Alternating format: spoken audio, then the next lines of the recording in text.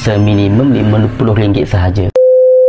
Bang, penting ke akaun emas untuk anak-anak kita? Tentulah penting sayang untuk masa depan anak kita. Kenapa emas? Sebab emas kekal berharga dan nilainya takkan jatuh kosong. Kalau kita buat simpanan duit, nilai kuasa beli itu akan menyusut dengan banyak. Betul?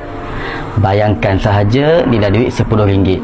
5 tahun lepas, RM10 kita boleh beli nasi ayam 3 bungkus. Sekarang, tahun 2025, duit kertas yang sama dengan angka yang masih sama hanya dapat beli sebungkus nasi ayam.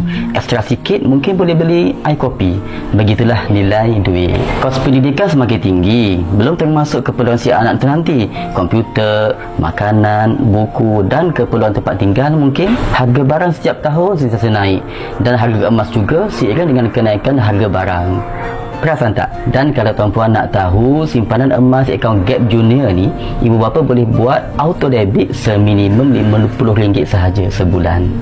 Betul tuan-puan. Public Gold menetapkan jumlah tersebut untuk memudahkan parents yang tak mampu tapi mahu menyimpan emas.